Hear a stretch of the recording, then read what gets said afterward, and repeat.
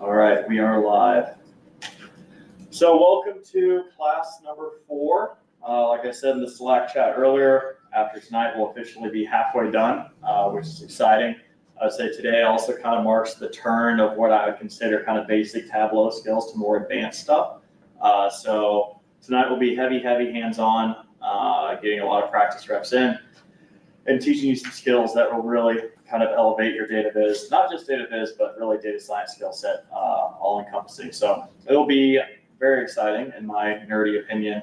The homework will be super light tonight, so we should be able to fly through this in a couple hours and get out here a little early, which is also nice as well, because it will be pretty heavy mentally. So tonight we're going to be talking about calculated fields and level of detail calculations.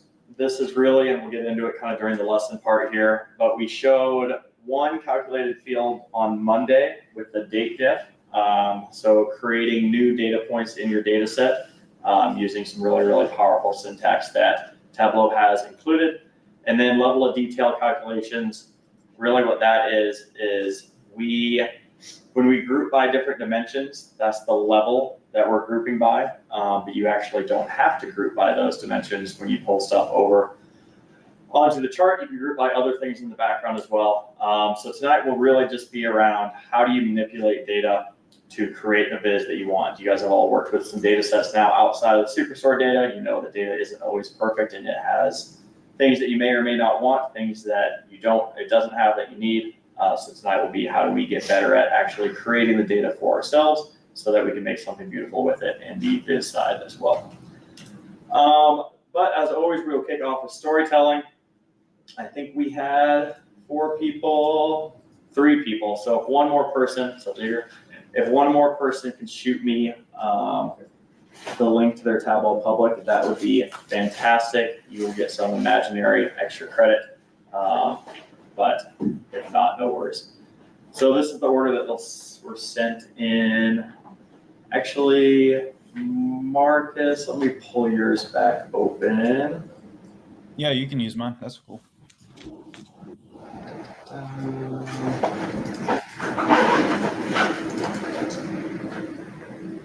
Cool. If you don't mind going first, Marcus, that'd be awesome.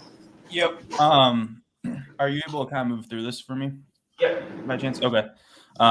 So starting with this first graph that I have, the text one. This is just the average over-under line for NFL games. I believe the data set was from like 79 to 2013, but it's based on the weather detail. So you can kind of see how it'll fluctuate. Obviously, rain, fog will make it a little bit tougher to play a football game in, so they anticipate lower scores versus where you're playing at a retractable roof. It says roof open. I couldn't find it with the roof closed as well, but those and the indoor ones, honestly, I'm actually a little surprised to see like fog and rain have a higher over-under than indoor, but that's just throws me off a little bit. But if you kind of move to the second one, the dual axis, I kind of took it a step further with this. So this is the average home and away scores by weather detail as well. And I included wind in there. Wind will be on the bottom x-axis. But what's kind of interesting, home is obviously the teal color. And you would anticipate, most home teams have a built-in 3-point spread advantage in their favor. Well, I guess that doesn't really make a difference. We're looking at average scores. But if you look at snow and and fog, the away team actually has a higher average score than the home team. So something that, again, I was not totally expecting to see. But I mean, I guess if you're betting, maybe check the weather forecast a little bit. If you're seeing some snow out there, throw some money on the away team. And then lastly, I took this to a bullet graph as well. It shows the kind of same metrics, but just in a different version. So yeah, no, this is awesome. And I love how you incorporated what we talked about last week with like titling your title a different color to match up with that. Yeah, I think it looks a lot cleaner than having what you want to call it, like the little guide thing on the right-hand side. I'm kind of blank on that. Yeah, no, this is perfect. And where did you find this data set? I was on Kaggle. So I was looking for like NCAA stuff, and either everything I found was very limited or it was like 15 megabytes, and I was just not feeling like downloading like a ton onto my computer. So I did a little digging on there, found this, and it will make it work, I think. Love it. Yeah, since you mentioned Kaggle, I have to give my little plug for Kaggle. There's a ton of free data sets on there, and there's also examples of people's like Python notebooks and things like that. Yep. Let's see if I can sign in. It'll take me too long to remember my password, and I don't want to embarrassingly type it in 5 times in front of you guys. But yeah, so you can go through and look at like different data sets that people have uploaded here. You can also go through different models that people have built. There's different code notebooks as well too. So if you click into like any one of these, it'll actually have the code right there for you. And sometimes they'll give really, really nice descriptions of like what they're doing throughout it as well. But the coolest thing about it, and something I've done a few times, is they have different competitions in here as well too. So some of them are just for fun, like the Titanic machine learning data set is like a classic. It's the Superstore data set of the like machine learning world. Everyone uses the Titanic data I was set. told not to put that in your portfolio if you're applying for a job because everybody will have it. Yeah, I'd say that's a pretty apt description. People would recognize it right away. But they also have like big ones for money, and it's really, really interesting. Like companies will essentially just, if they have a problem, they'll essentially just open source it and say, hey, instead of having one data scientist at our company try to work on this problem, let's open it up to the 1,000, I mean, this is $1 million cash prize here, 1,000 best data scientists in the world. And they basically submit them, and then whichever one like returns the best score wins that money. And then the company gets the IP of that model, and they'll implement it into their processes as well too. So some of them are for, businesses that are actually looking to do stuff like that. But they also have, the only one I've ever done before is they do a March Madness one every single year.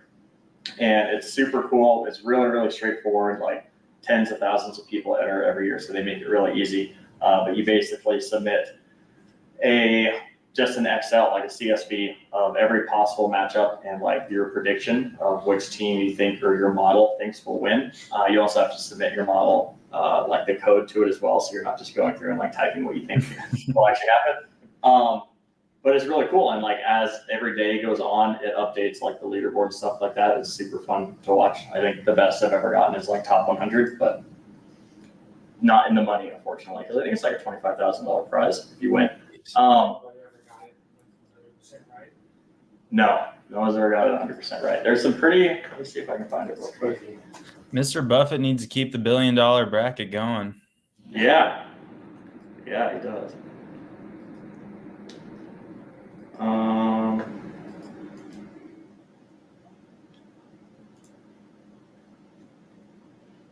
Yeah, this one's not super good. It was 7 years ago.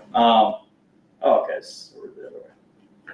Oh yeah, they do really weird scoring. I'll Slack this group chat when March rolls around. I have in Slack, I have every class that I've taught, so I'll toss it in there. And you guys, if you want to, you should be through the machine learning class by then, so you can take a stab at it if you want. It's super fun. All right, sorry for the tangent. Next one, Patrick, if you don't mind sharing here. So I spent too long trying to figure out what type of data could use all the different graphs. So instead, I just grabbed the Powerball information, which you can just get on powerball.net. They've done all the logistics for you, and their website's much prettier than this.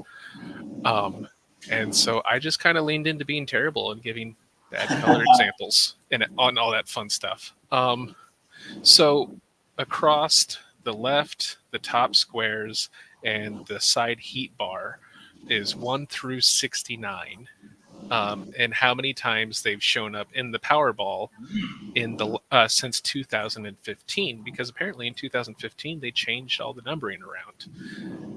Because it used to be like up to 52 and now it's up to 69, and the Powerballs used to be up to 42 and they chopped them down to 26.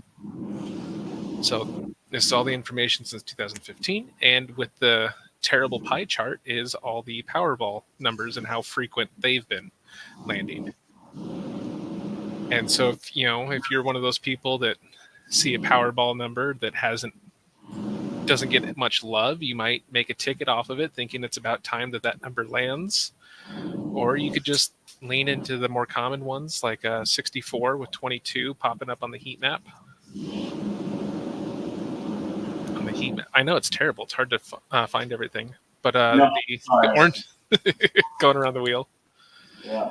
No, but like the heat map shows, has some of them popping. The squares, the tree map. I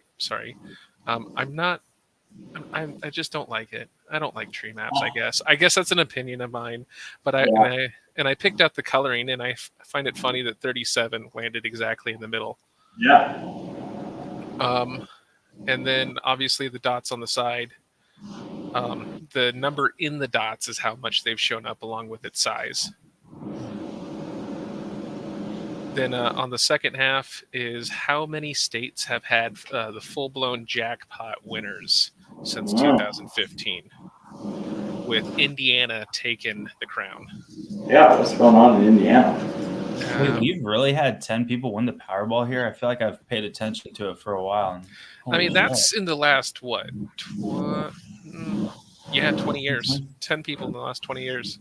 Wow. And Nevada, Utah, and I believe Louisiana do not participate in the Powerball. Gosh, this is cool. Yeah, well, first of all, fantastic job showing all the different chart types. I like that you embraced the ugly and just went with it. No, it's great. Another thing that's like always tough when I run into this sometimes too, when your dimensions are numbers and your measures are also numbers, it gets really tricky to try to like show which one you're trying to show and which one you're trying to group by. But it's super interesting. I love the Powerball had all this just open data as well too. I could see some people getting super into this and just scouring a dashboard like this to try to figure out what numbers. If you go to Powerball.net, they have it all listed out. They have the top 5 numbers that have been the most, the top 5 numbers that have been the least. My wife's grandma plays like every single day, goes by like multiple tickets. She'll probably pay you for this. I mean, I can put you in contact, see how much money you can make on it. Just keep scrolling down. They got everything listed out nice and neat. Tell her she's got to move to Indiana. Yeah, right? You don't have to move even. You could just be driving through. I mean, they got common pairs. They got consecutiveness. They can basically print you out a ticket. So did you pull all this data into, like, did they have Excel sheets for you? Or how did you do that? There was one of these pages that let me download an Excel sheet. Oh, okay, cool. Yeah. I did not type all this in myself. No, you're good. I might try to make something for her just to see what she says. But like, I don't know about everybody else's area, but locally they have an option for me called a Super Play, where it makes it picks 5 random numbers, but it assigns an exact Powerball to it, and so it goes 1 through 26 on a Powerball and gets me a ticket for each corresponding Powerball, and it's only like $50 to get all those tickets. Interesting. But so you get a random number with like. Yeah, all the white ones are random, but it gives you one of each Powerball and one massive ticket for $50. All right. There you go. So we've had sports gambling lines, and we've had Powerballs for our first 1-800 bets off, guys. Let's go. It's the time of the year. Sweet, appreciate it. And this is super cool. I've never seen this site as well, but this is I love that they put all this out there. Cool. Alec, do you mind walking us through yours? Yeah, no, I wish I would have done something on sports bets. Let's all get together next week and maybe put a parlay or something. So basically, I couldn't figure out something to do, so I have this app on my phone to track my steps by day. And it was a bunch of information. I had just typed it in myself. As you can see, I put like a bullet bar that had my goal. I try to hit 6,000 a day. These are the ones where I hit. And most of these, like if it's Saturday or Sunday, I don't have my phone on me all the time. So That's why some of my numbers are low. And then I just did a tree graph to show how many calories. The most I burned, I was on September 11th. You know, and then up top, I did the steps to calories, bar graph, and then it tracks. And then the last one by day, something super simple, you know. That's basically it. Yeah, this is great. I love that you're using your own data as well too. The average line in there as well. This is something that we'll talk about later. So I'm guessing you just typed a goal column and typed 6,000 for all those, right? Yeah, copy and paste. But I do see like on November 21st was the most steps, but I can't find it on the calorie one. So I am dyslexic, so that does hinder my my graphs a little bit. No, this looks great. Love it. Cool. And then DeForest, you just sent me yours as well. So if you don't mind walking us through it, then we'll get into it. Ooh, I like this. Yeah, so that is employment numbers for the UK, 2014. And so I tried to just put together like an analysis to maybe help like the team decide where they should invest in as a country. And so what I have at the top is the top 3 industries as a whole. But then in the middle, I have the growth versus like how many people are in the industry. Mm-hmm. So like you can see like the wholesale on the far right has like it's one of the top performing industries for local charts, but as far as growth goes, it's kind of like stagnating. So it may imply that it's reached like its full potential, as opposed to things such as agriculture, which is third from the left. It has had a lot of growth. And then also I've seen on the agriculture with the heat map, or sorry, not the heat map, I forgot the name of this one. Yeah, it's heat map. Okay, with the heat map, if you go to agriculture across, like it's like one of the most profitable sectors in comparison to all the other sectors. So like if you were having kind of like a board meeting with like I don't know, whatever countries do to increase jobs and profitability, you may want to like look into investing more into like agriculture, education, and stuff like that. Yeah, no, I love this. I like the way the dashboard is laid out as well too. It kind of tells a clear story as you're working away from top to bottom. And the growth numbers versus the number of jobs is really interesting to look at because you see a few of these that have very limited jobs that are experiencing growth right now. And I think the heat map is a perfect way to display this as well too. I also love that you always take the extra step and you're thinking through like how to actually use this data and giving examples when presenting it. That obviously always helps us as listeners kind of connect the dots of what we're looking at and put in real world examples as well too. So, question based on this kind of presentation, is there any interesting ways to deal with labels? I think the data source here just has very long things, so is there like in Excel you might like append or like the right word, like concatenate, like cut off part of it, or so there is I actually don't think we'll cover that, so I'll just show you guys right now. Give me 1 second. Yeah, there's, especially when you're working with like if you're pulling data from like a product or from a CRM like Salesforce or something like that, a lot of times the raw data is in really ugly like developer type language, or it'll just be a lot of like underlines and code talk that like doesn't make sense when you're presenting it to someone. So I do clean up labels a lot. Super easy way to do that.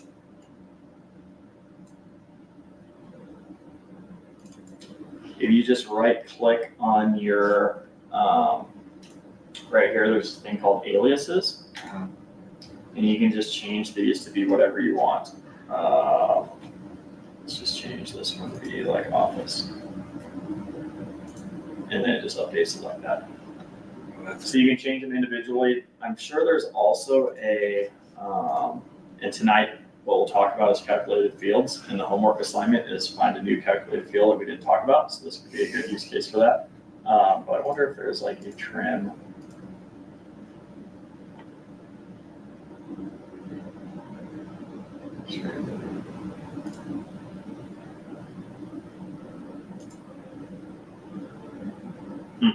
Yeah, we can do some research afterwards and see if there's a way to do it all at once, but cool. Cool. Well, appreciate you guys sharing. This class as a whole continues to exceed my expectations with the storytelling. It's a great job all. It makes things a lot easier and more fun for me with people kind of going above and beyond, so appreciate it. All right, overview. Like I said, we will be covering calculated fields and level of detail calcs tonight. Some basic arithmetic stuff. Some if statements, I'm sure you guys have all heard of those or worked with those before, if else type things. DATEDIFF, which we covered last week, but I use all the time. We'll go through those. We'll do the hands-on, side-by-side, walk through it all. Then we'll get into level of detail calculations, just a couple examples showing you guys how those things work. And then we will get to the homework, which is basically just find a new calculated field that we didn't cover. There are literally hundreds, if not thousands of them. And it's really cool to see some of the things that Tableau can do. So just a little independent research. And that'll be it. So up until this point, we've been heavily focused on charts and business, right? Bar charts, line charts, heat maps, all the good stuff. But obviously we can only build data with the data that we have to work with. And a lot of times the data is messy, or it's in the wrong format, or it's missing things that we need. One of, if not the most powerful feature in Tableau is the ability to create calculated fields.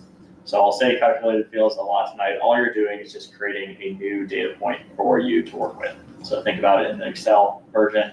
If we're looking at Excel, here's all the raw data. I'm creating new columns and creating calculations off of columns that already exist. That's the same thing that we're doing in Tableau here.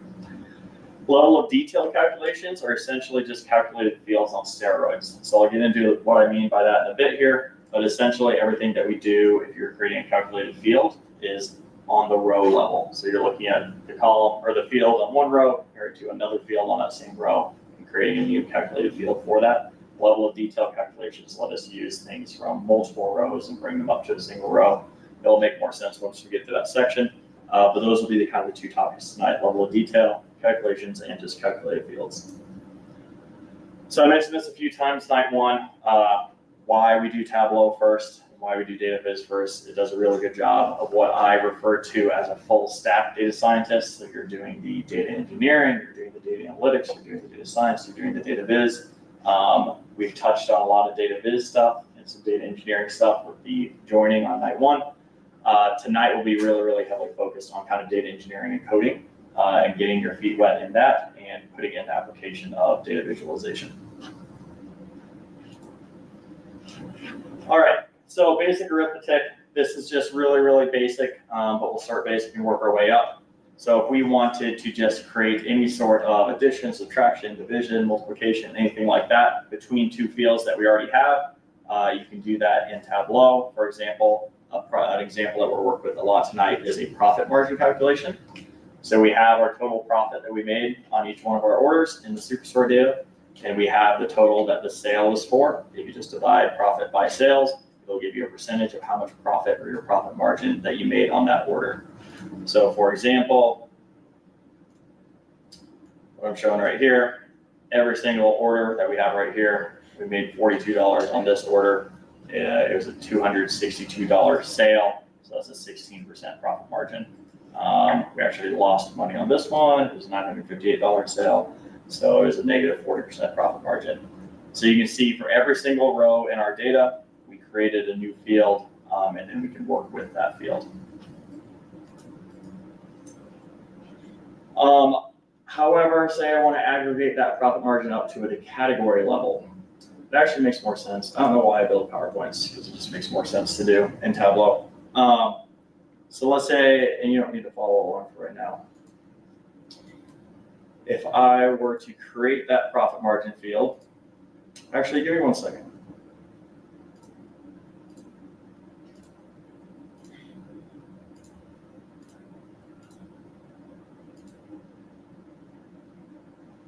let's just skip the lesson portion and just do it side by side right now. So everyone go ahead and open up Tableau Public. There's no reason for me to talk you guys through a PowerPoint and then show you the same exact thing in Tableau. If we just do both at once. So store data? Yep. Open up Tableau, Excel, Superstore data, and all we'll need tonight is just the orders or a table.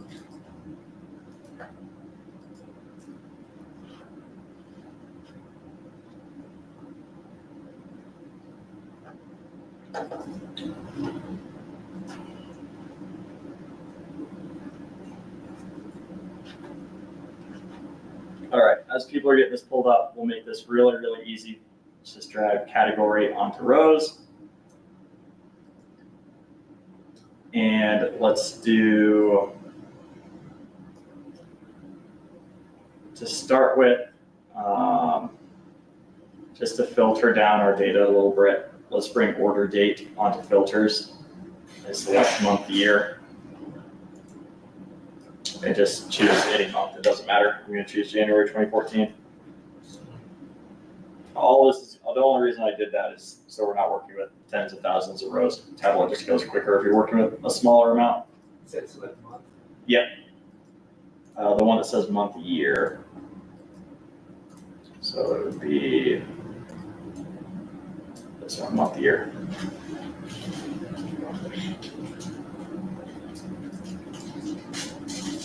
I'll just choose any one of those.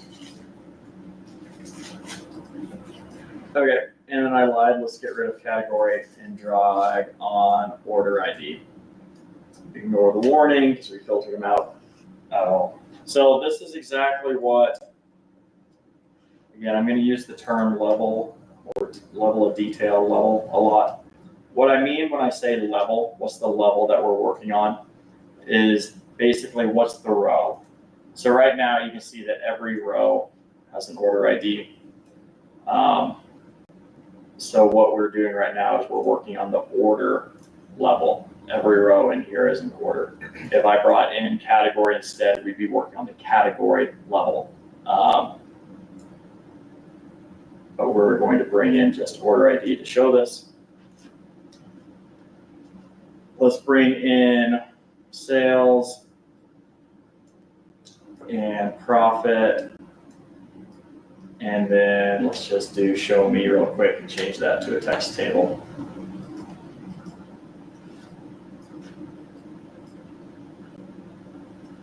So basically all we're doing right now is just recreating what our Excel looks like, right?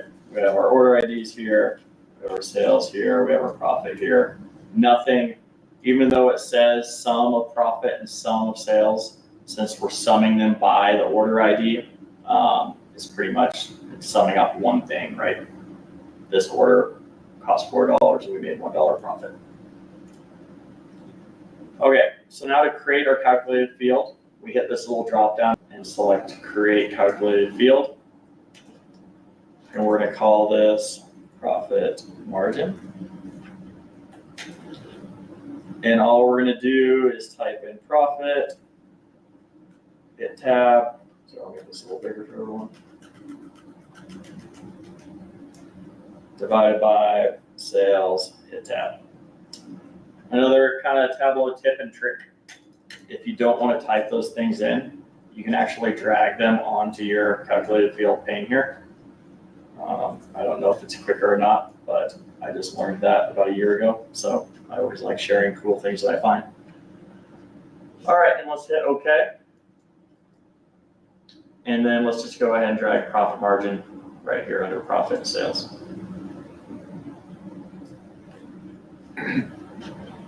All right, so now it's showing 0, 0, -2, -1, right? The reason that it's doing this is it's rounding stuff up. So just like we've done in the past to change things to currency, we're going to change profit margin to a percentage. So let's hit the drop down arrow there, do default properties, number format, and just check percentage and hit OK.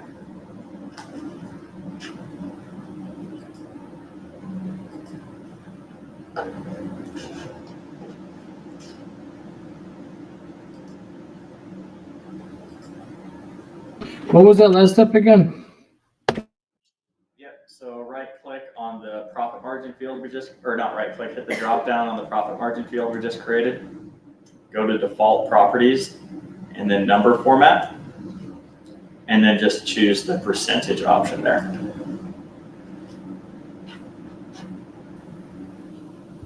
So question, if you were to go under measure values, where it says measure sum, and then change that to the percentile there, I'm more confused on what this side of percentile is used for under that. So go to measure sum. Okay. And where it says percentile, I kept trying to use that for some of my other ones. Yeah. But I'm just curious what that would do and what we use it for, because it doesn't do the same as making it a percentage. Yep, right. So the percentile is actually a type of aggregate.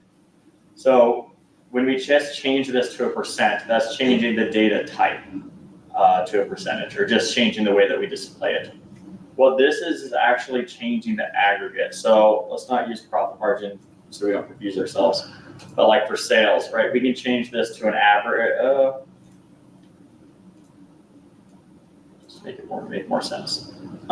We could change this to an average, right? And then it will give us the average sales, 312, as opposed to the sum of sales, 6,000. We can change this to a count, which is just going to count how many sales that we had. What the percentile is going to do, let's do 10, is tell you what percentiles are. Is like, remember, like if you were taking tests in school, it would tell you you're in the 99th percentile. It will be like this value, this sum of sales that we have right here, is in the 14th percentile of all the different ranges of sales that we could have. So it's not a data type, it is a type of measure, right? You can do standard deviation, you can do variance, minimum and maximum inside of each one of these. Does that make sense? Yes. Can you go over how to create the profit margin again? Yep. So you hit this little drop down right here at the very top, just to the right of the search bar, and do create calculated field, and then just name it profit margin. And then all you do is just type in sales, make sure to hit tab so it changes to orange, because if you were to just type in sales, like that doesn't recognize. And then, whoops, it'll actually be profit divided by sales, just like that, and then hit OK.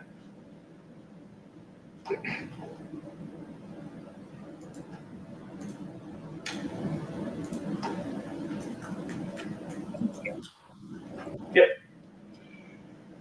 Okay, so we have this. Is everyone following along so far? Because it's about to get confusing. Okay, we have one row. We're operating on the order level, which is exactly the level that we have in our data. So this would be no different than creating a new calculated field in here. Doing right equals profit divided by sales. That's all we're doing. Now let's go ahead and duplicate this. And let's say instead of grouping on the order level, which again, there's only one row for each order, so we're really just grouping on one row. Let's bring in category instead of order ID. So now we have our total profit, 805, that makes sense. Our total sales, 6,000. But our profit margin of 58%. For office supplies, it's saying the profit margin is 757%. For technology, it's saying 200%. Now, we don't have to be brainiacs to know that 700 divided by 4,000 should definitely not be 700%. So any guesses what's happening here? Why is this wrong all of a sudden?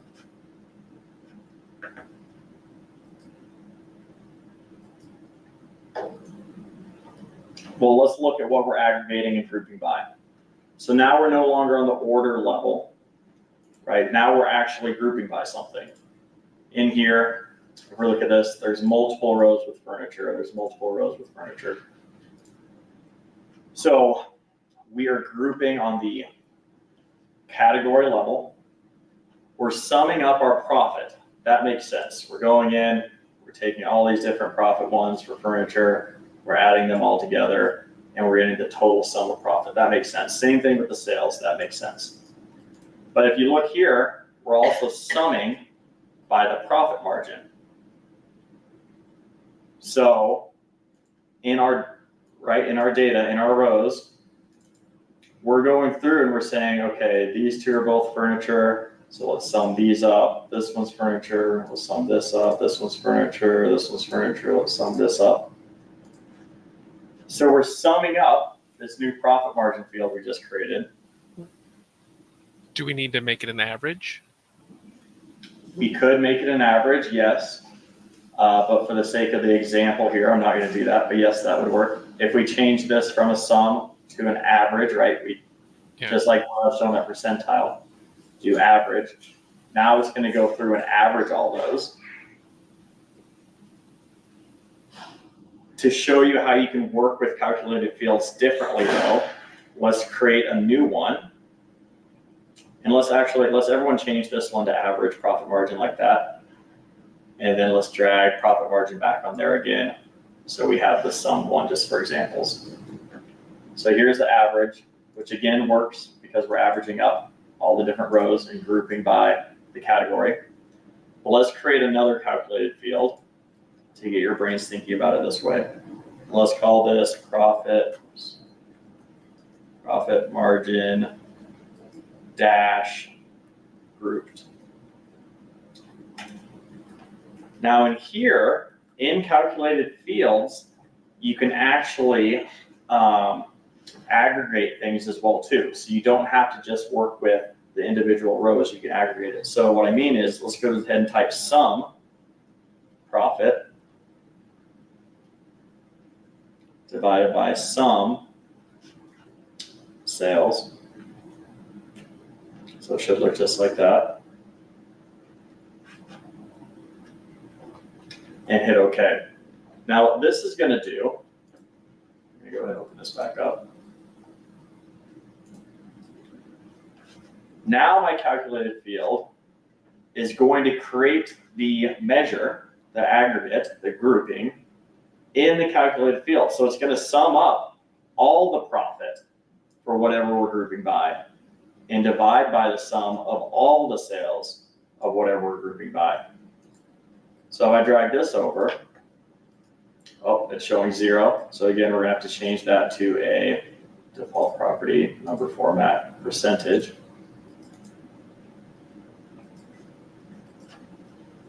Now it is going to show, we can just do this math real quick on a calculator, 805 divided by 6,243 is 12.89%, 12.9.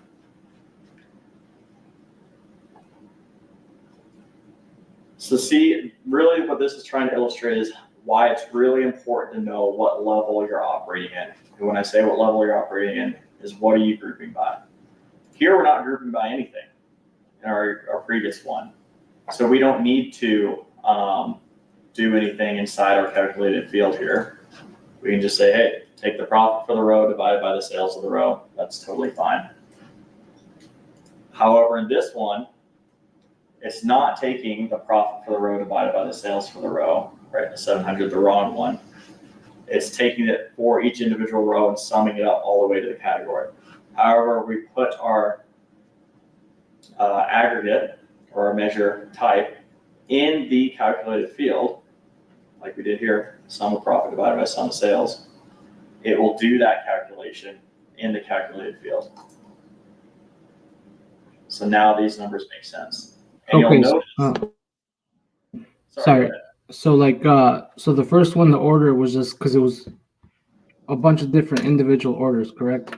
And Exactly. grouped was because like it was a bunch of orders grouped by like the product, correct? So that's why it's I was kind of getting confused with what's a group and what's not, but I Yeah. think I got it right. Like a group is like a bunch of different orders together, correct? Correct. Yep, so if we brought this one in, right, it is summing profit. It is summing row sales, but this is the only row that it's doing that for. So then it's summing the profit margin. Like if we bring profit margin group in here, you'll see they're exactly the same. We'd also change this to an average, right? They're not the same. The negative values are totally different. Oh, yeah, you're right. That's just wonky stuff with the way that the measure is being calculated in the background. Good call out. Don't worry about it for right now.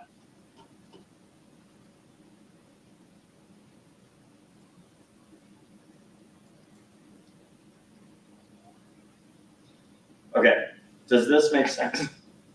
At least at a high level. Okay. That card come back up.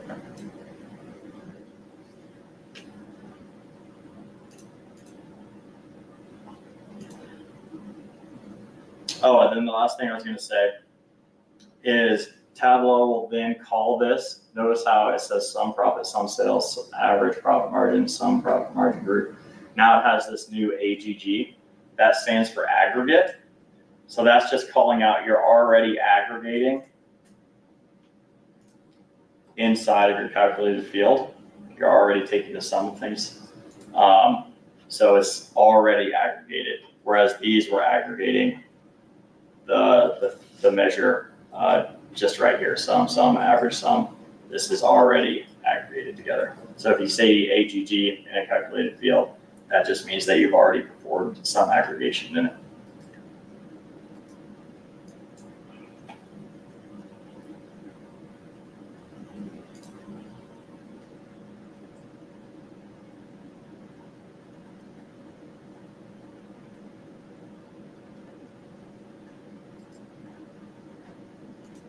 All right, the next example I had, Patrick already beat me to, is just showing averages in here.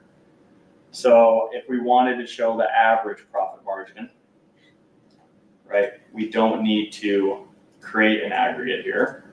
We don't need to do this. We can use just our normal profit margin field, profit divided by sales, which is what this one is showing here. Because we're calculating that profit margin for every single row, and then we're averaging them all together. So understanding if you want to group by something and then perform a calculation, or perform a calculation, then group by something. For averages, we want to perform the calculation and then group by the category because it'll get the average of all the individual rows in that category. But if we wanted to show the total one, that's where we needed to create our calculated field here, which is going to sum all these up and then divide by the sum of all these.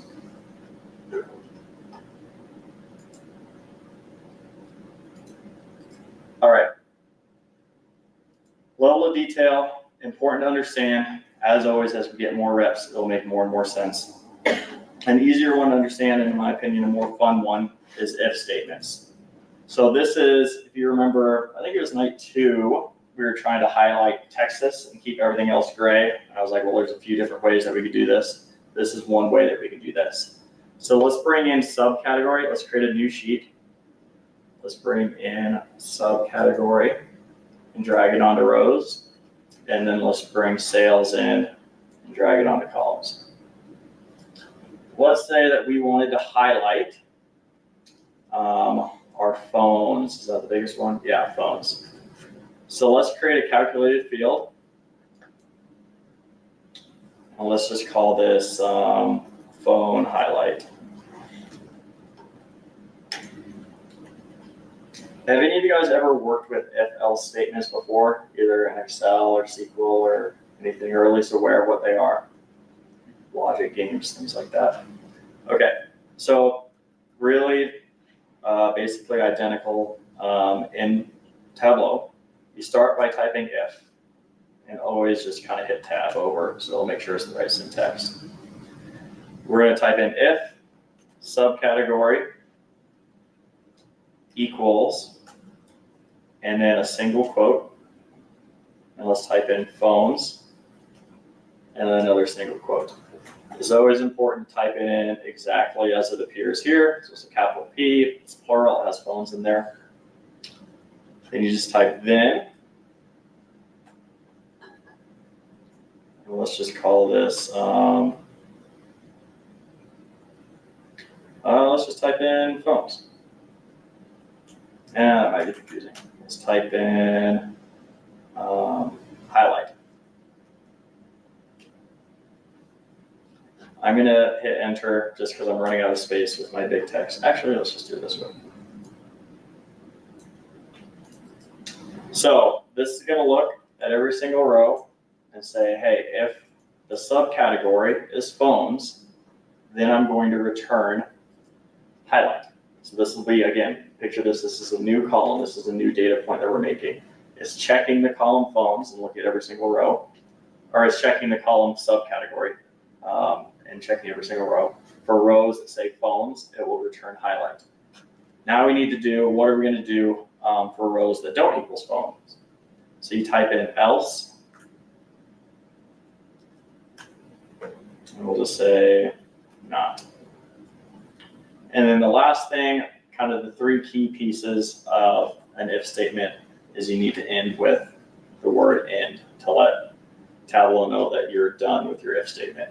So you'll always start it with if, you'll end it with end, you'll say what to do if this is true, then return highlight, and then else what to do if it's not equal to true, return not. So now let's hit OK. And we can actually go back to our data source and look at what this did. So you can see we have a brand new calculation here called phone highlight. You can see that a majority of them are equal to not, but here's one that's equal to highlight. If we scroll over and look at subcategories, it's because that equals phones. So it looked at every single row, not phones, else return the word not. Not phones, not phones, not phones, not phones, not phones, phones. Then return highlight. So the reason I did this is now let's drag phone highlight onto color. And now you can see we have our two different colors here, or our two different values that it could have returned. Highlight is a different color, and it's just highlighted for phones. Not, I'm sorry, I wasn't feeling very creative. We could have named these something differently. It's not highlighted, so every single one is orange. Now Tableau obviously doesn't know like what colors you want them to be, so you can still go and edit them. But the point is now we have a new grouping where we can change this one to say we want to show green because it's our highest sales, and we'll change everything else to gray. We can now work with that. Does everyone have what I'm showing here? Cool. Then the last thing on kind of if statements and calculated fields, if you ever want to edit a calculated field, you just hit that drop down and hit edit, and it'll pop it back open for you.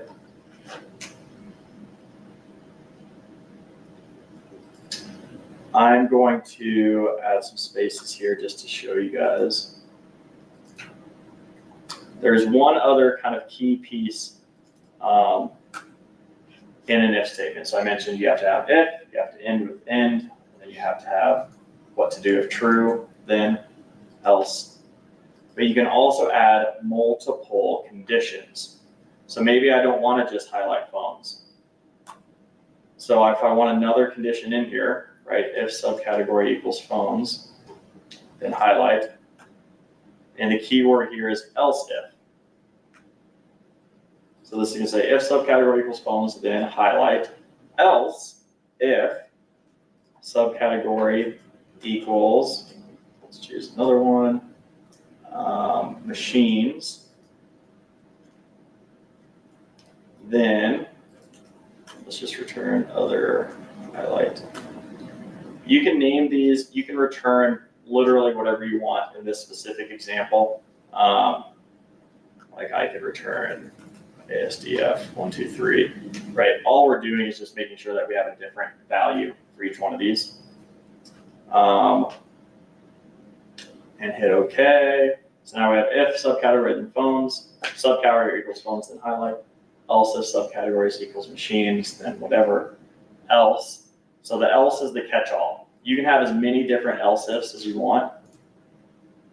Right, we can say if equals Charlie and return Charlie, if equals class and return Gray.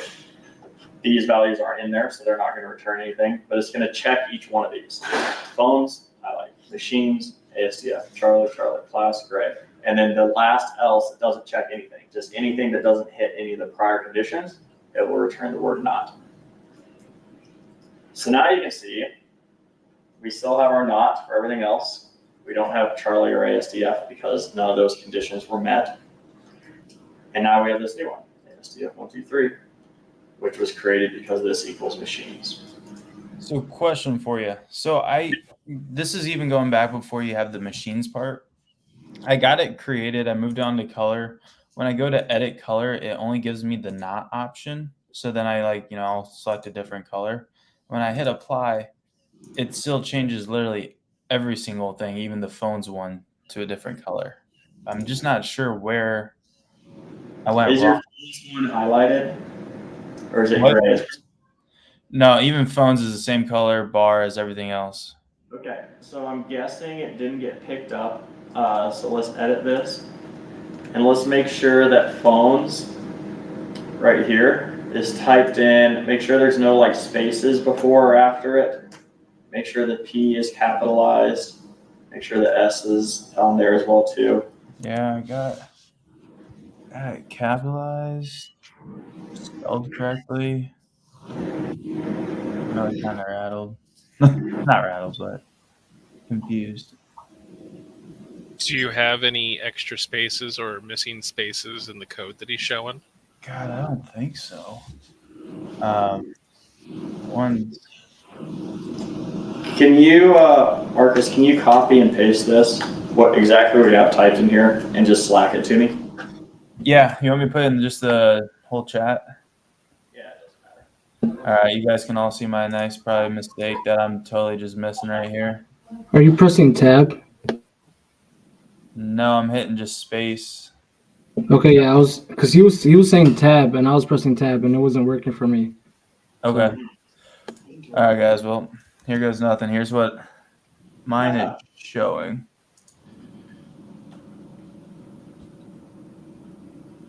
Do you need the parentheses? Yeah, so the only thing, it's really, this is odd that it says this is valid, but you don't need the single quotes around your field.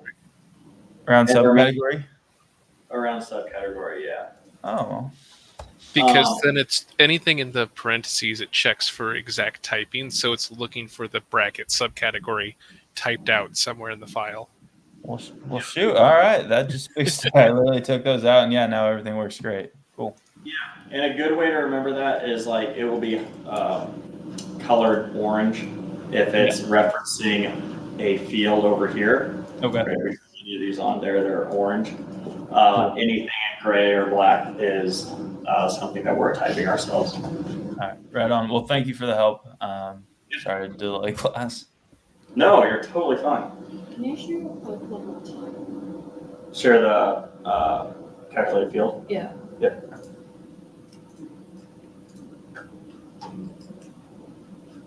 The one that had the else in it. Oh yeah. I think I deleted it, but.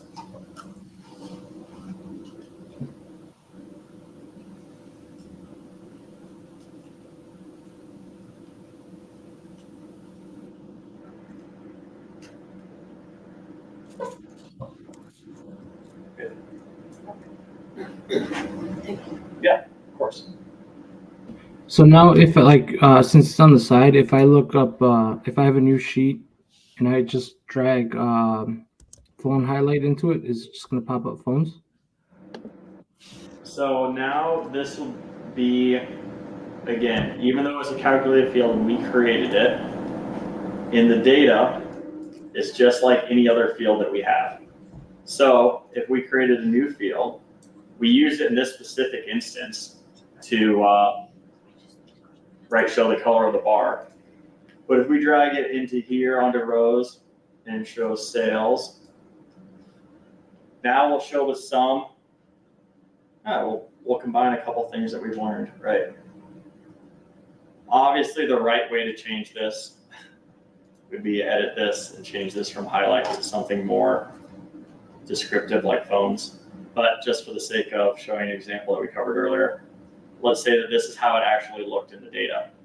All we need to do is go into alias and change this to be like phones or something. So now it says this is the sum of machines.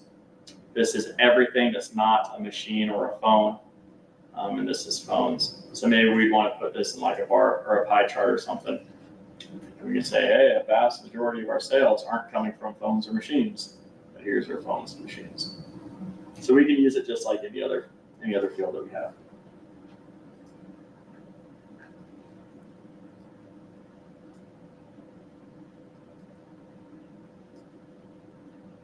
And then I don't want to like belabor the point here because this isn't a coding class, it's a DATEDIFF class, so we don't need to get into all the different nuances of if statements. But just to show you guys, if you wanted to play around with something, let's go ahead and edit this again.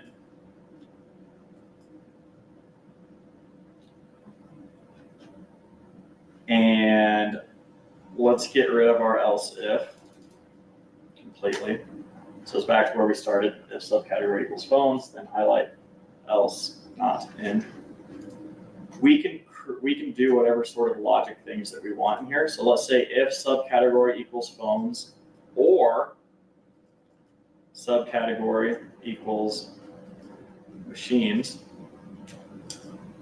then let's change this to something more descriptive. Phones and machines. Else everything else. So now it's going to look, and if the subcategory equals phones or the subcategory equals machines, it's going to return the same thing. Whereas before we had if it equals phones, then return one thing, else if it equals machines, return another thing, else return everything else. Now it's saying, hey, if it equals phones or machines, we're going to return the same thing, phones and machines. Else, return everything else. So now you can see both of these are colored the same thing because they both returned the same thing. So maybe we wanted to highlight both of them the same color. In our pie chart, maybe we wanted to show, hey, phones and machines make up about 1/4 of our total sales just from those two categories. Everything else makes up 75%. So sorry, I know this is a little off topic. So, but like, let's say for some reason, like, we have them as different categories, but they're basically the same thing. I can add them like the sums together, just in the side be like subcategory phones plus machine type thing. So if you wanted to like sum up these two things together. Yeah, what if the owner's like, yeah, they're the same thing. Could we just combine them? Oh yeah, then yeah, you could. Here, let me show you one other cool thing you can do with. I mean, can't you use this to do what he's asking? And because we basically just took two categories and made them the phones and machine one, and then we can reference that somewhere else, right? Right. What you could do, if you wanted to combine those two together, but leave everything else separate. So here you can see that let's get rid of this bar chart, or this pie chart. Right, here we have phones and machines together, but we're grouping everything else together. Let's go ahead and edit our phone highlight field again. We don't have to just return, and these are great questions. We're getting more into the weeds and if statements than I typically do, but great questions. We don't have to return a text field. So like here, we're making up our own thing and saying return phones and machines. This is a new thing, or else return everything else. We can actually return our original field. So now what this is doing is saying if subcategory equals phones or subcategories equals machines, return this new text field that we created, else just return the subcategory. So what this is going to do is now we have our new one, which is combining phones and machines together, which is I think what you're asking, Alec. Otherwise, leave everything else the same.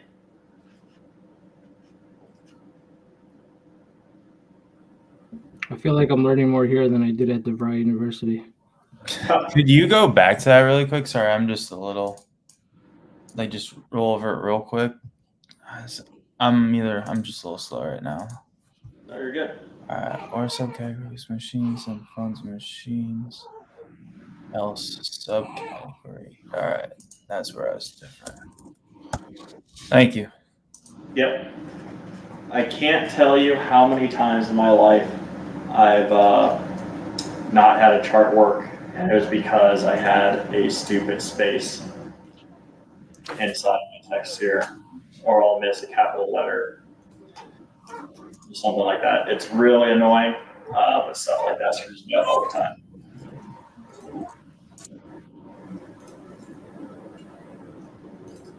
All right, one last if-else statement that I want to show you guys, because Luke, what you were talking about, the example we're going through with the color palette before class, you can also use that. So we had, let's actually bring in profit instead of sales. So we have some negative values in here. And let's get rid of our color. So something that we've talked about earlier was like calling out, I think this is the Texas example again, like, hey, if it's below 0, we want it to be a different color. If we brought in just our sum of profit on our colors like we did last week, you get this kind of gradient, which is fine for kind of seeing big ones, higher or lower or anything like that. But say we just want these to be red and everything else we want to be fine. Let's create a new calculated field. So hit that drop down arrow, calculated field. And let's call this profit color or something like that. As always, start with an if. And what we're going to do now is if the sum of profit, sorry, I need to make this big.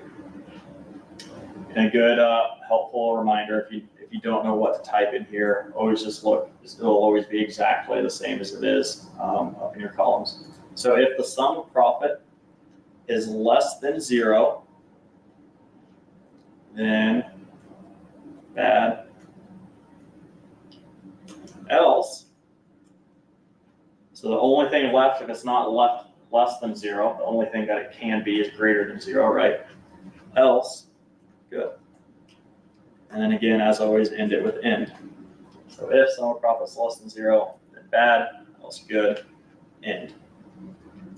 Now if we drag that onto our color, now everything that's less than 0 is one color. So it doesn't have to just be looking at if dimensions equal certain things. It can also be looking at if your measures are equal to certain things. Again, maybe then we go in and change the color. Change this to red, change this to green. Just like that. Maybe we want to take it one step further. Let's edit our profit color and do what we just learned about. And in between here, add in else if sum profit less than, let's do like 25,000. Then, okay. So now it's going to look at the sum of profit, right? It's no longer looking at every single row in our data set because we're grouping by phone highlights. Now it's looking at the level. Kind of annoying that we're using calculated fields on top of calculated fields, right? It was looking at the subcategory here, summing up the profit, saying if it's less than 0, bad. So anything less than 0 is going to get captured in this top row. So the only things that are left are things greater than 0. So we're going to say else if it's less than 25,000, then return OK. So logically, you just work your way down. So now the only thing left are things that are greater than 25,000. We'll call this good. So now if we hit OK, now we have 3 colors. Maybe now we could go in and and change the OK ones to yellow. So I use calculated fields to color stuff like this a ton. It's fine if you just do profit onto color like this.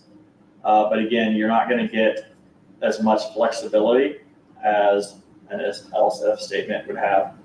The specific example Luke had is one value in there was so drastically higher or lower than everything else that that one was colored one thing and the rest of the scale was basically all in the middle. This would be a really good example of saying, hey, if it's negative 17,000 dark red, else, make your own groupings.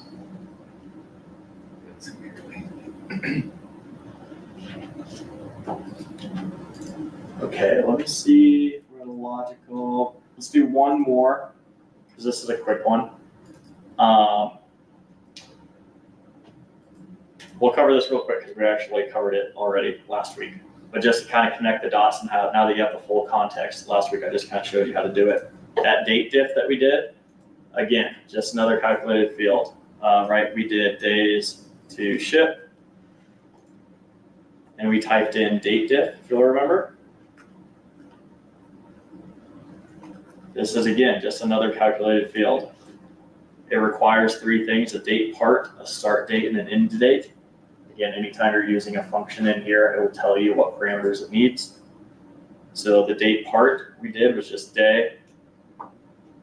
Make sure it's in single quotes. And then you hit a comma. The start date was order date, comma.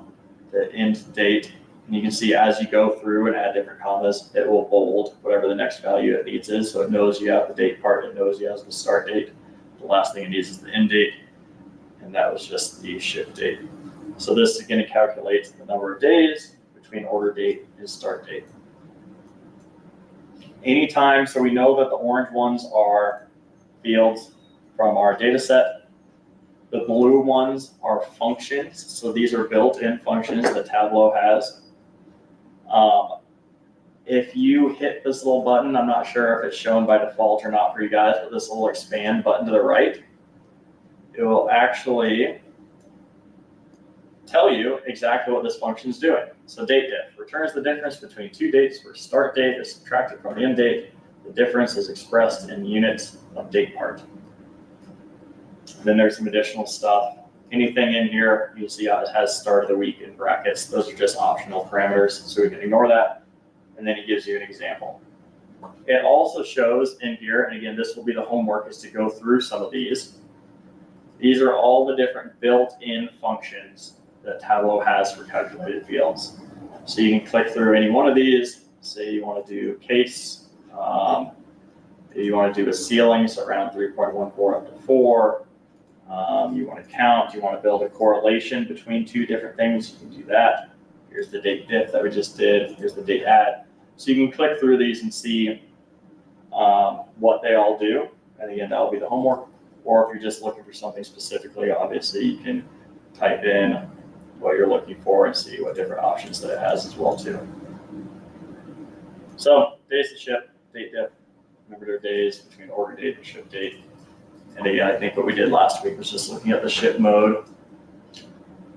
Maybe we'll bring in that days to ship that we just created and change it from a sum to a average, right? So you click on the arrow where it says measure sum, change it to be measuring the average. And that makes sense. On average, our same day deliveries get there in half a day. First class get there in about 2 days. Second class get there in about 3 days. Standard class gets there in about 5 days. So now we've created a new calculated field, a new data point that we're using to show the average days to ship by our different shipping modes. Make sense? Cool. Let's take a 10-minute break. We're at a good stopping spot right now. Let's come back here at 7:22.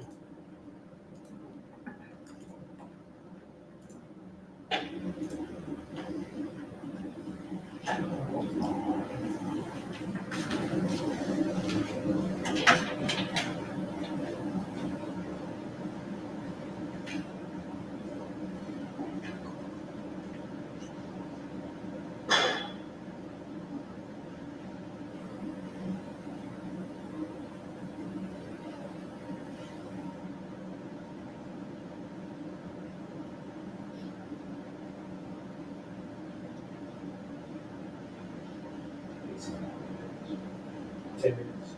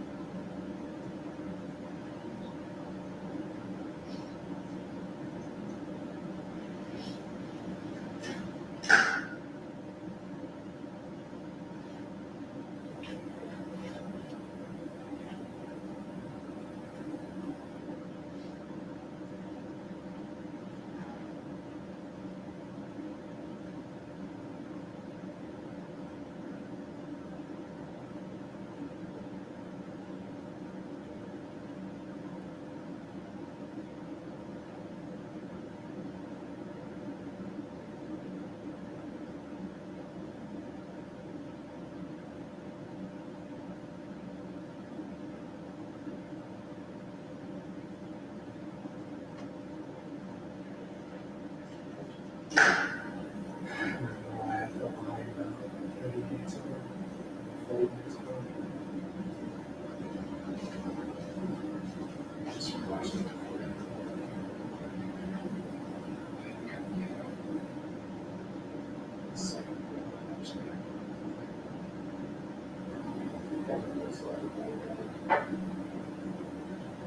I'm sure you'll get some.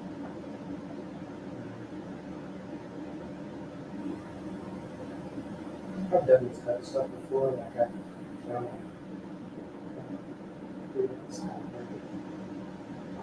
softwares,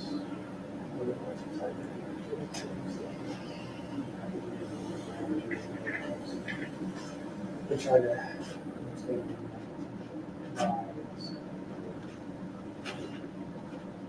Okay. Yeah. That's, yeah.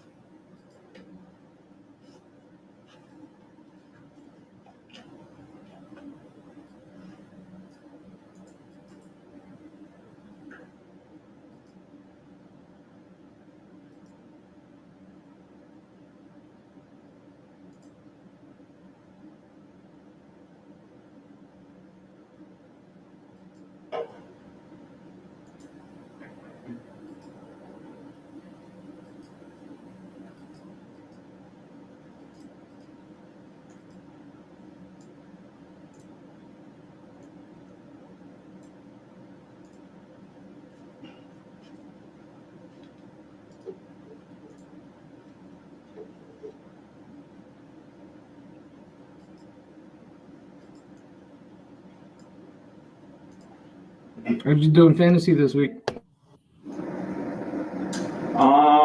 I won in 3 leagues. Won 2 leagues, lost 1 league.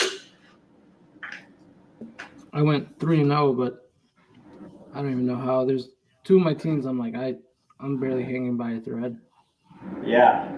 And the 1 league, I'm 3-0 throughout the season. So I got a pretty good team that one. There you go. Yeah, it's been a kind of a weird start to the season. Like, tight ends are all really bad. Rookies are super hit and miss. Like, Malik Neighbors went crazy. Marvin Harrison's gone crazy. Jaden Daniels went crazy.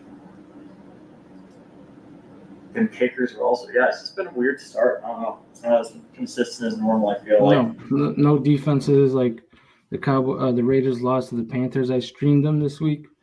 I was like, okay, they're gonna destroy them, but nothing. It's so weird. Me and my buddy put in a parlay for money line. We put in the Browns, they lost. We put in the Raiders, they lost to the Panthers. We put in the Vikings, they lost to the Texans. Yeah. Dude, we went like 8. We only won 2. We hit 2 out of the 10. So we're like, what the hell's going on? Well, then you have like these old QBs that are like turning around teams. Like Andy Dalton looks incredible. Sam Darnold. He also looks great at the Vikes. It's weird. I'm done betting money for a little bit. I only do like $20 a week, but even that is like I'm losing $20, a week. Yeah, I'm a huge Nebraska Cornhusker fan, and I had to make a rule that I just can't bet on them anymore. It's like so demoralizing when they lose and you're heartbroken and you lose money. It's like take me while I'm down. I almost hit 110 for 400 for the Packers Eagles game. All I needed was Josh Jacobs to get a touchdown, but he couldn't get his foot in the whole game. I would have won $400. That's it, man. See, I had a friend at my last job show me the gambling that had opened up and all those over-unders and stacking bets on different games to like up your chances and your winnings and such. And that feels so dangerous. Like I don't know the proper terminology for all of it, but you're like, okay, I'm going to put $100 down that this team wins and this team wins and this team wins by 7 points. Yeah. And it's just like, and then, if I win, it's only $10,000. It's just like a nice parlay. Yeah. I mean, I'll tell you what, the people that set the lines, they're good at what they do. I mean, I do them every once in a while if I'm in Council Bluffs, and I guess you don't even have to be in Council Bluffs anymore. But like, I can't tell you the number of times like within 1 to 3, like 2 points for over unders or shit like that. It's crazy how good they are at kind of predicting. Yeah, that's why I always do alternate. Like for yards, if Vegas has them at like 60, I'll put them in for 40. Last year I was actually doing pretty good. I came out with like throughout the whole season, I was a profit like $1,000. Oh shit! Wait, so what were you doing? Just doing alternative yards. So if Vegas has them like over under 67, I'll drop it down to 50. Oh yeah. And then I never did anytime touchdowns because like he was saying that you can stack them. You can get like 5. All you need is 5 people to get a touchdown, and you get $2,000 off $10 because it rarely happens, Mm-hmm. So I stopped doing that and I started winning. But this year, like, it's so fucking crazy. Like football, and I don't know what's going on. Like, I'm like, I thought I knew football, but I guess not. Yeah. Like, well, Vegas hasn't gone out of business for a reason. It's crazy with all the stats you have, how it still comes down to like it is a game and people in the moment making a play or making a decision. Like the human element is still very real, even with all the statistics you can have to help give you an edge. Right. I mean, I got lucky with the stock market, and I'm not even going to try to bet on sports. Like, I know that's much more volatile, in my opinion. Yeah, my girlfriend's like, it's rigged. I'm like, Vegas is not rigging a game for my $10. Like, They are maybe tricking millions. you, though. Maybe, but not $10. Like I They can see have like, the flashing lights and the free food to trick you into making the wrong decisions. and they have Gronk kicking a field goal. Yeah, I got that one too. Hey, you get free drinks if you sit there long enough, but you tell me if it's free. All right, enough gambling talk, although I love it. We'll get going here. We should be able to rip through the second half, the next half hour or so. And again, homework will just be doing investigating calculated fields, so no need to stay late or anything. So level of detail calcs. You've heard me say that term an annoying amount of times up to this point. I think it may make more sense as I kind of show this stuff here. So let's go ahead and get into it with an example as normal. Let's bring in category on our rows. And then let's also bring in subcategory on our rows. And then let's toss sales on the text here. So all I'm doing here, right, we're grouping by both subcategory and category. You can see the lines between. This is showing that we have 114,000 sales for our bookcases, which is in our furniture category. We have 300,000 sales for chairs, which is in our furniture category, right? It's grouping up and summing the sales by our subcategory. And up until this point, that's all we could do. Is the level that we could work on was just what we were grouping by, right? Here we're grouping by category and subcategory. That's the level we're working on. We're summing by sales on those different levels, right? At this very beginning. Oh, Patrick, I figured out why those negative numbers were wrong during the break. So disguise, I was wrong. I thought there was just one order ID for every row, but you can see in here there's actually two different rows that has the same order ID. So if I bring those in and make it truly one-to-one, then you can see those two things match up now. But before I was summing them together and they were differently, which was the same issue that we're having in this one as well too. So it wasn't actually one-to-one. There are apparently two rows, well there's multiple rows with the same order ID. Sorry, that was a distraction. But the example was right, I just did the example wrong. But let's not get back into that. Okay, so we're working on, right here we're working on the order ID level. Here we're working on the category level. We had to do our measures in some places sometimes and not the other time. It's always dependent on what level we're working on. So here we're grouping up sales by subcategory because that's the level that we're working on. We can create a calculated field, and this is called a level of detail calculation. There's two that I'll show you tonight. I'm going to go ahead and type them out first, and then I'll explain them. So let's type in, let's call this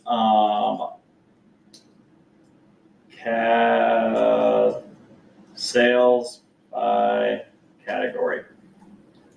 And let's type in the word fixed,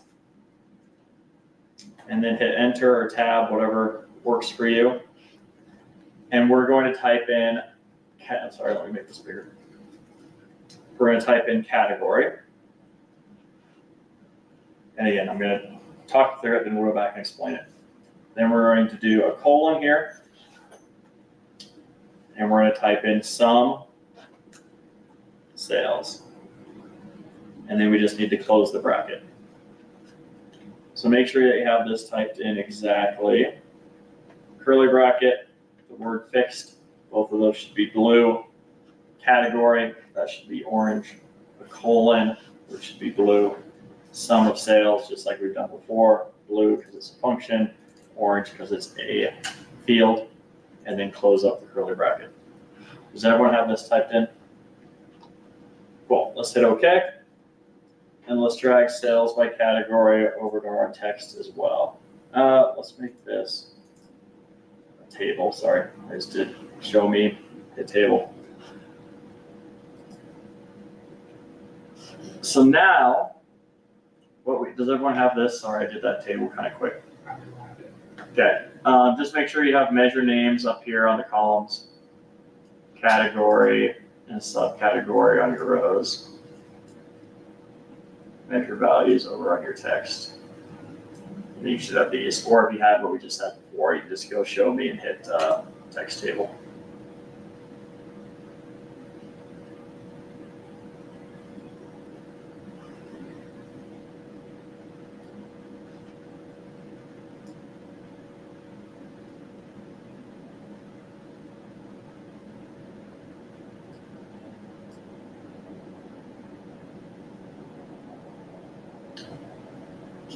Putting them in the same row. Another really easy, here, let's start a new view, because text tables get kind of wonky sometimes. Start a new worksheet and just drag on category to rows, subcategory to rows. Drag in sales to columns. Drag in sales by category, the calculated field we just made to columns. And then go ahead and hit show me and hit that text table.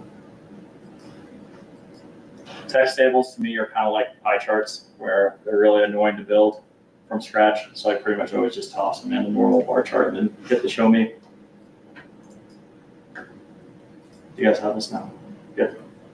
Good. I'm just gonna have to watch the recording. Oh no, no, we're just getting started. Started. We're just getting started. I'm obliterated, and I don't want to slow class down.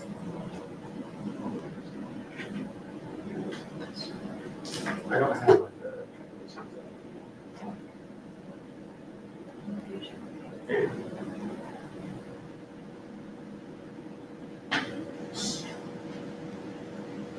that's it.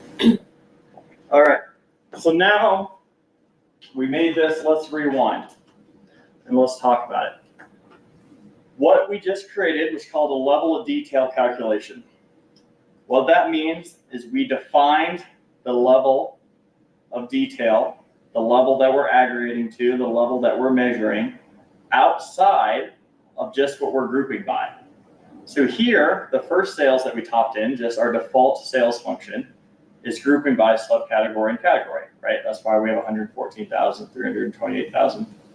This new field that we created, we actually told Tableau specifically to group by category.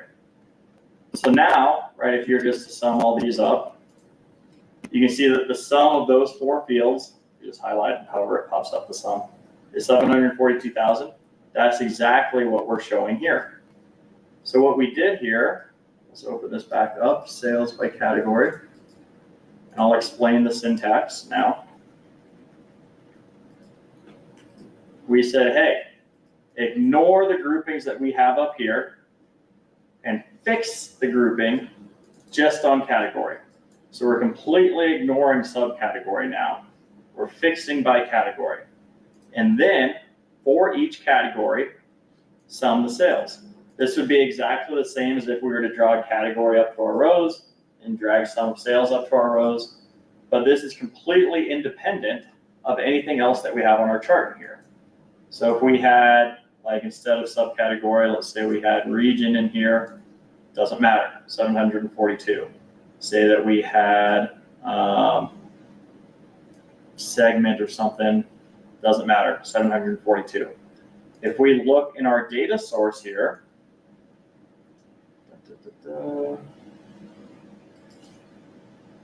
oh yeah, okay.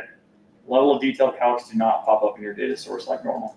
But you can see that it doesn't matter what we're grouping by and what we have in our rows and columns up here.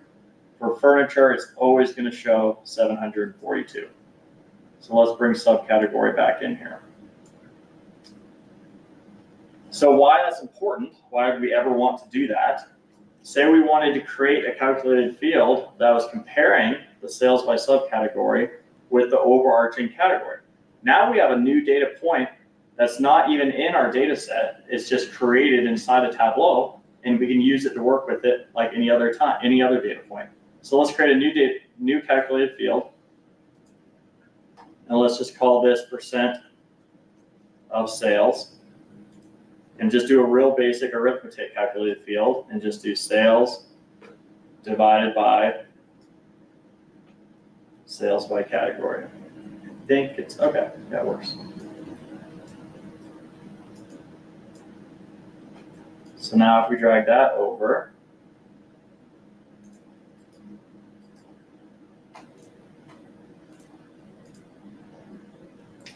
now what this is doing, right, our % of sales that we just created is looking at our sales field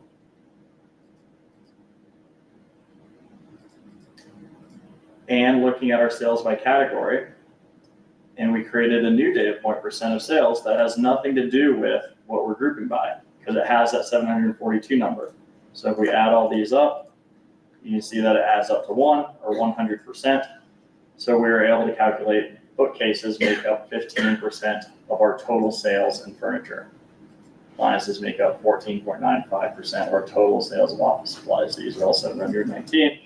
And just to prove to you that it's right here, right, if we created a new one, just in category and sales, you see this 742, 719, but it's on a different. So now we're operating on 2 different levels. We have the subcategory level for sales, and we have the category levels for sales by furniture. Does that make sense? What was the word that you used one more time to describe this kind of calculation? Level of detail, or LOD calcs.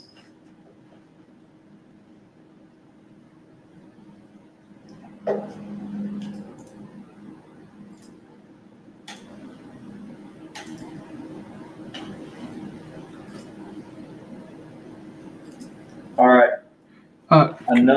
Sorry, can we go back to the percentage of sales, because it's saying it's not working, and I think I got everything right. Are both of these orange?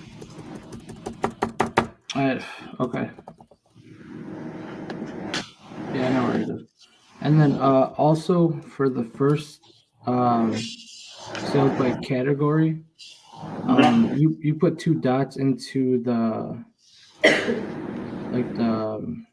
algorithm thing or whatever, like fixed category 2 dots. Like, is there a reason it has to be 2 dots, or is it just like every formula is different, and why is it not like a semicolon or a comma, stuff like that? Yeah, that's just the Tableau syntax. So no real reason other than that's the way they made it.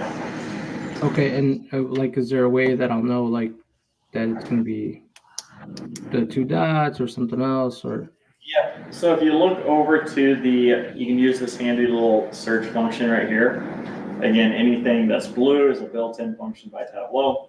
So we can pull up fixed, and you'll see it will give you the syntax. I know that's really small, but the syntax here with the curly bracket, the word fixed, and then whatever is this dimension 1, dimension 2, right? So any dimensions that you want to bring in, and then the aggregate expression is just saying aggregate whatever you want to aggregate by. So there is some helpful tips and tricks over in kind of the help center here to tell you what to type in. But no, there's not really a good rule of thumb of like when it'll give you commas or when it'll give you semicolons and stuff like that.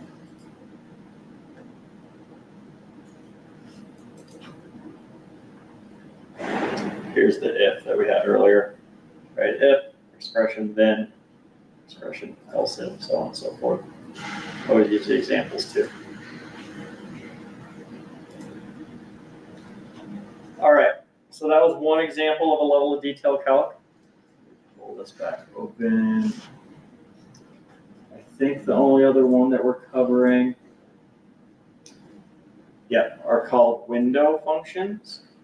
It's another type of level of detail. So let's create a new worksheet. Let's bring in, let's do order date on our rows. We can keep it as years, that's totally fine. And let's bring in sales to our columns. And then let's just change that to a text field again, or a text table.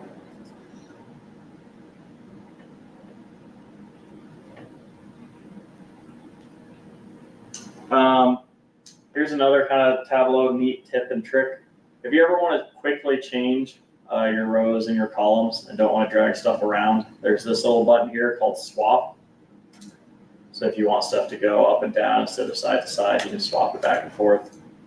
There's no real reason to do it other than in this example, I think it makes more sense to have it up and down, but it doesn't matter. So we have the year of the order date, sum of sales. So this is by each year, how many total sales do we have? Let's again create a calculated field. And let's just call this last year's sales.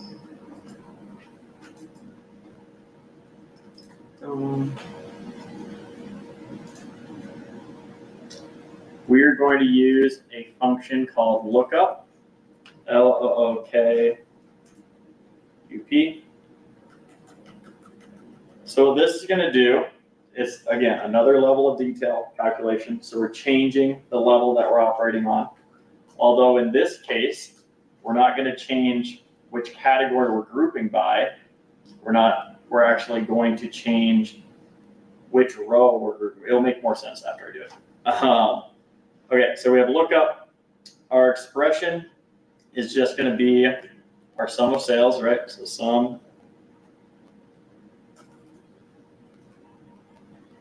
sum of sales, just like normal. Then this time, again, it will give you the little helpful pop-up down below here. You can see that as a comma. And we're going to type in a -1. So what this is doing, we'll go ahead and hit apply. Sorry, I'll hit OK. Drag over last year's sales. So now,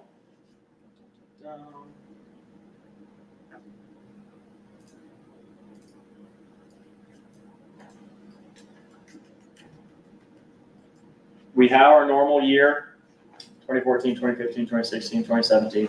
We have a sum of sales, which is the top number here. And the second number here, we are looking up what the sum of sales was in the previous row.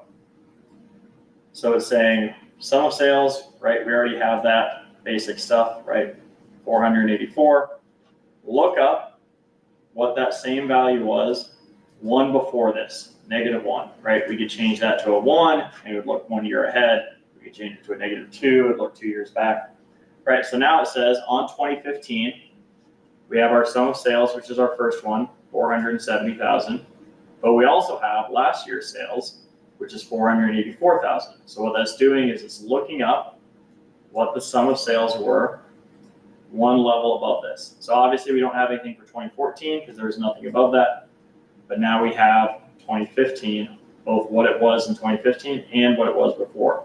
So again, now we're not grouping by just the year anymore. We're grouping by just the year for the sum of sales. We're operating on the year level for our sales, but we're also operating on different levels. We can go up a level with -1, right? Just to show you, I'll change this to a -2, hit apply. Now you can see we don't have anything for the first two, but 484 in 2016 is going 2 up. We could change this to a 1. So this is looking 1 year forward.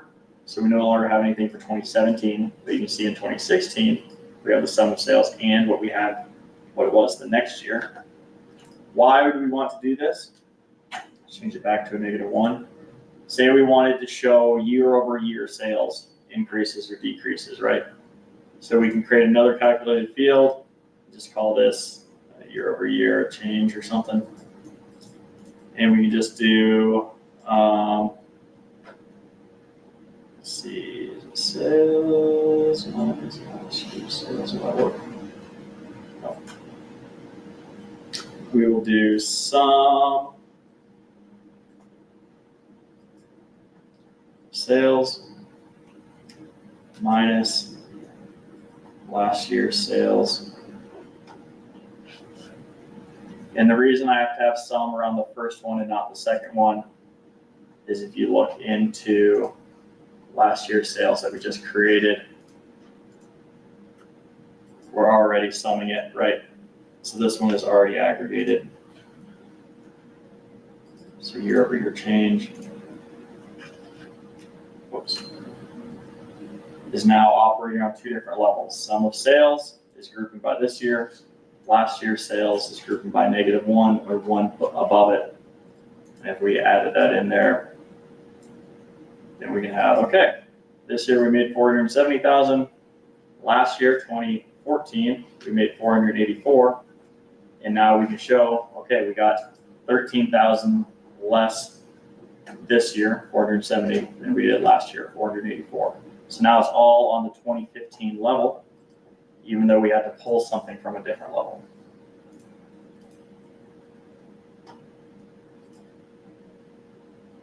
Does that make sense? Do you guys need me to open up any of these calcs? I think like I understand how calculations work. I just don't understand the logic behind it. So like if I look at data and I ask myself a question in my inner monologue, I don't understand the connection between that and then how to get the results out of Tableau. Yeah. So I'm maybe incorrect in thinking that we'll cover that like more. Like this is our first night in doing calculations. So I would say it's totally a fair point. Level of detail calcs are by far the hardest concept to learn in Tableau. Tonight will be the hardest night that we have all year or all 4 weeks. It took me a really, really long time. And when I went to Tableau conference, I attended like 5 different sessions on level of detail calcs. And even then, I didn't truly understand them. But just like everything that we do in this class, it will be repetition. We'll do it again and again. It will make more sense. The one kind of key concept around level of detail calcs is no matter what, without them, whatever we're grouping by, these new rows that we have, category, is all we have to work with. So we can bring sales in there, we can bring profit in there, we can create calculated fields to look at the difference between them. But I can't touch the sum of office supplies and compare it to the sum of furniture without a level of detail calc, right? Say, what if I wanted to show the difference between office supplies and furnitures? There'd be no way for me to do creating a calculated field to say sales, right, minus, right, office supply sale. Like there's no way to connect those two. But I could do something and say, let's look at the row above me, do a lookup. Some sales minus 1.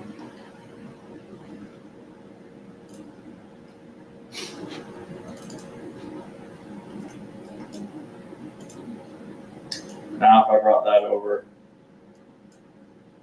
now I have my office supply sales here, and I have the row above it here, which is the furniture. So now I can look at the difference between office supplies and furniture because they're both on the same level. So it's a really complicated concept. I don't expect you guys to fully understand it, but the key takeaway is we're always going to be operating on the level of whatever we're grouping by, unless we use a level of detail calc, and that will allow us to go up or down. Or in this example, it allowed us to go in and out.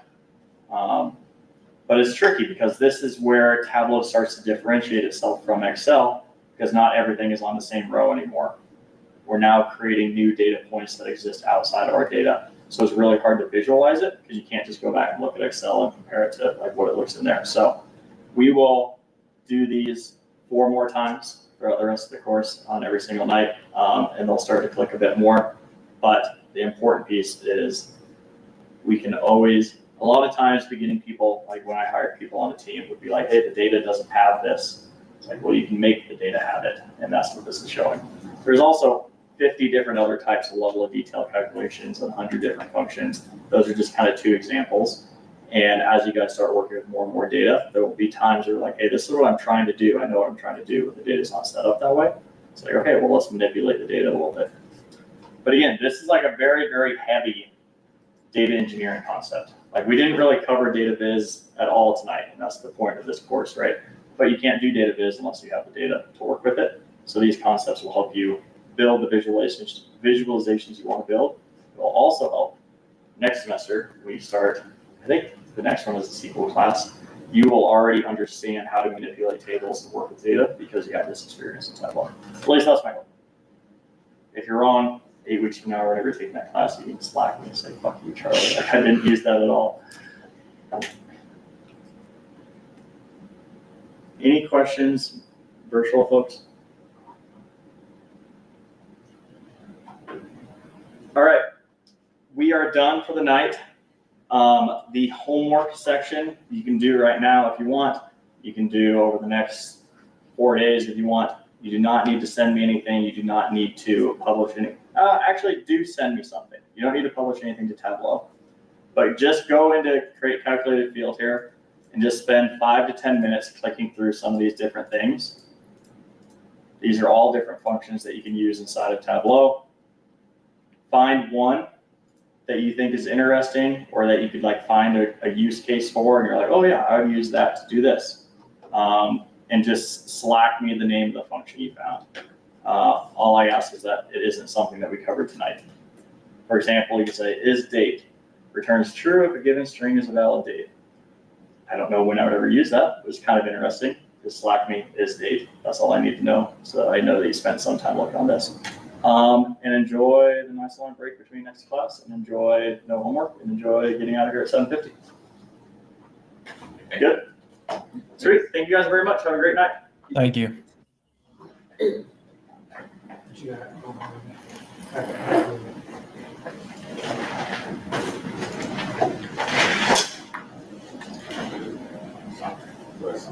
Oh, we got festivals at home. Lecture music.